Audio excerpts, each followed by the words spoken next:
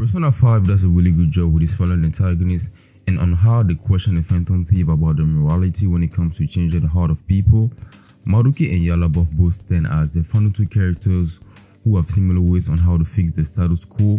They both believe that only through their ideals that humanity can achieve true happiness. Yaldabaoth as the one who controls everything, as he deems any desire to be a nuisance, and Maruki as the one who decides how you live your life because he thinks that he knows better for everyone what's best for them. Even though on the surface you can see that Yaldabaoth and Maruki are very different from each other. Yaldabaoth is created by the negative thought of the masses, so he is evil in nature, while Maruki is genuinely a good person and really wants the best for everyone.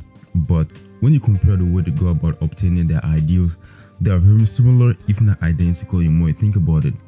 Yaldabaoth believes that humanity isn't good enough to think for themselves, as they fail to take action when it matters the most and let so many people run rampant in society.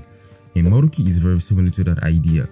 He believes that only through his perfect world that the masses can achieve true happiness, but he forgets the fact that he's robbing them from their agency, their life, their emotion, everything, which is basically the same as Yaldabaoth the more you think about it.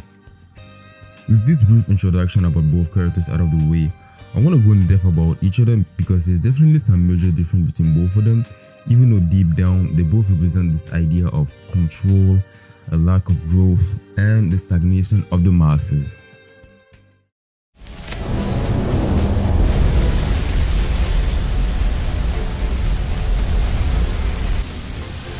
The Holy Grail in its entirety.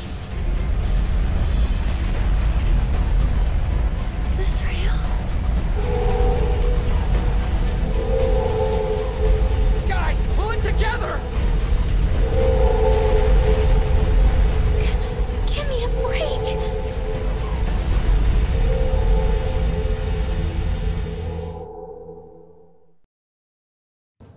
Yaldabaoth as a character is really interesting to analyze because he is the one who sets up the whole story as a game between Akechi and Joker, one who would represent the destruction of the masses and a chaos in society, and one who would stand up against the oppression to inspire people to change.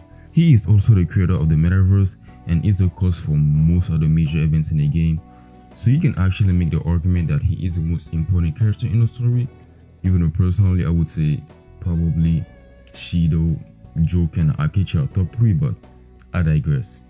Yaldabaoth is also created by the will of the masses, the people who want to be free from thinking for themselves, the people who want to be free from any burden, and the people who don't want to strive for growth. Yaldabaoth is the physical representation of society itself, the true villain of Persona 5. The people who allow this oppression and this wrongdoing to others, the people who just don't care unless it's something that is personally happening to them. Throughout the whole game, the masses have displayed a stagnation and a lack of care or agency when it comes to the different events in the game. Even after exposing characters like Kamoshida, Shido, Manarami and all the rest, they've displayed a lack of care to change anything. Until society itself is radically impacted, they will never strive for change because all those issues are not personally happening to them. So it's much easier to ignore it as just another problem that will get covered up later on. It's much easier for them to blame it on one aspect instead of realizing that they are a problem and that they need to change for a better society. In that regard, I can kind of understand the stance on not giving a damn about basically anything because we all do that. No matter how much you try to change something major, it's always that minor problem that you would ignore because you don't relate to it. So in this case, if the masses shown a clear lack of care about basically anything that's going on with the story, is Yaldabaoth really wrong to think the way he thinks? He is obviously the worst choice when it comes to fixing society's problem. You basically sacrifice your friends, your free will, the world is even more messed up than before. But my point is, his argument on a base level of the masses being too stagnant to change is correct, and the whole game from start to finish basically proves it. The masses or the general public saw all those distortions as entertainment, and the different palace rulers would have never been brought to light because they don't care, and if it wasn't for the Phantom Thief action, this distortion and this downfall of society would have kept going. They failed to recognize that they are the one capable of change due to the sheer masses, but refuse to do so because it's too much work for them. The reason why Joker loses the game is because the masses fails to take action even after Shido was exposed for his evil acts. Even after defeating Akechi and Shido, he still lost because the people he was trying to change didn't care about his action, and they still made up excuses and still supported Shido. Seeing all that unravel, of course Yaldabaoth would believe that a society free from thought and desire is the best way to move forward. It was because of the twisted desires of the palace rulers that so many people suffered. So removing those desires, those thoughts, those dreams are his idea of bringing peace to society. He also even acknowledged that some people are capable of change, like the people the Phantom Thief inspired, but the minority is so little that it's basically a non-factor in the grander scheme of things. I feel like I spend most of the time talking about the public more than Yaldabaoth himself, but he is the reason, or they are the reason he exists, and he is just the physical representation of the desires, the treasure, so I think it works well. Maruki is truly someone interesting to analyze because he is a good person at heart. The game does a really good job to portray him as probably the nicest character in the story, but it doesn't feel forced or jarring. It's very natural for who he is as a character, especially with the different context about his backstory and all his life itself. All those different counseling sessions with the members of the Phantom Thief really shows how much he cares about the well-being of other people. Him being a counselor is perfect for his character because he is simply helping people with their personal problems, and he knows more than anyone the pain and the struggle that most people go through because he felt it himself in two different ways in his past: losing a loved one with Rumi and being robbed by people who are much higher than him in society. Losing Rumi was Maruki's breaking point. She suffered intense PTSD after losing her parents in a robbery, and since that moment she's been struggling to get over her trauma, and Maruki feels powerless. No matter how much he tries to talk to her, nothing changes. She is still suffering from that trauma. It was during that moment that he awakened his persona that gave him the power to change the cognition of someone on a base level. The person always comes out as someone totally different, as Rumi completely forgot her trauma, her relationship with Maruki, and she has a totally different backstory. I'm going to be honest here, I think this is the only instance in the game where I totally understand Maruki's vision, and it was probably the best choice in this situation. Rumi was already gone, and I think it was impossible for her to face this trauma. It was too much. Losing both your parents in such a freak accident is something you never expect, and it is very hard and if not impossible to get over it with conventional means. Like therapy is not going to help you in this situation. I can guarantee you that. Changing her cognition is truly the only solution I can find for this problem. Maybe there's something else, let me know down below, but I know I will be cooked if anything of the sort happened to me, but I digress. After realizing the true nature of his powers, Maruki has this idea of reforming society, just like the Phantom Thief did, and to make their dynamic even more similar, he was also affected by Shido's influence.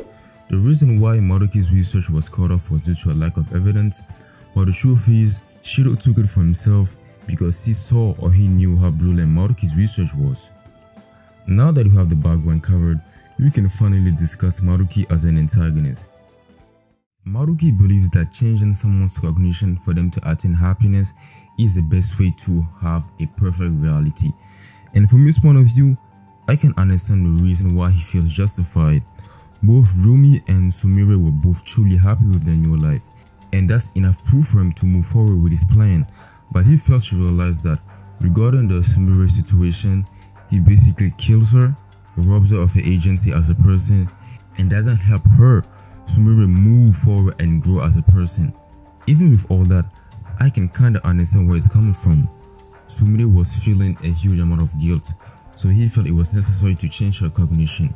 So in this case, I can understand his reasoning. But the reason why I personally think Maruki is wrong with his action is actually something pretty small and not very important in the game, but it really shows how twisted it can be when it comes to obtaining the happiness he yearns so much for.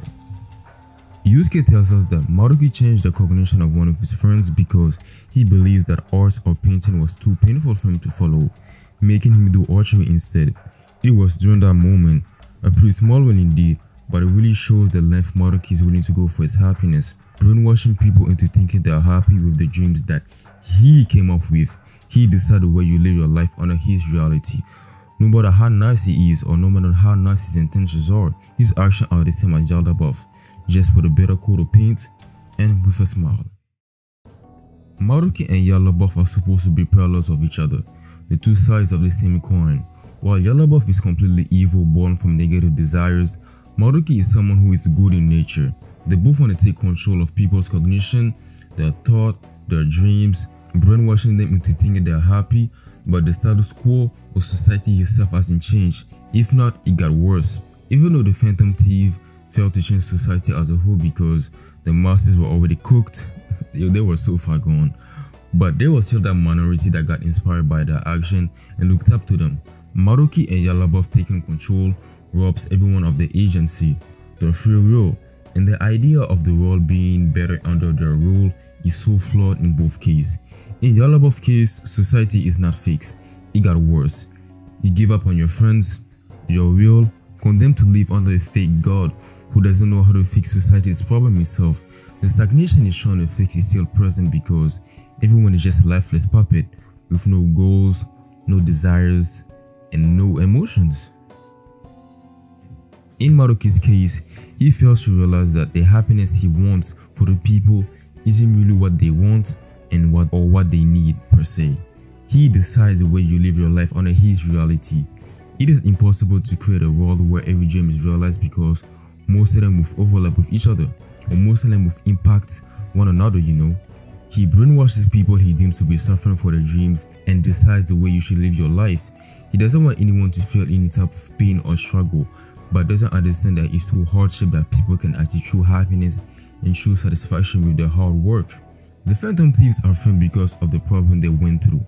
They were able to grow from their mistake and change as a person. It's only through pain and struggle that you can find a solution to a problem, not from running away from it, living in bliss for ignorance, incapable of making any decision for yourself, forever stuck living under the thumb of someone, just like what Akechi said.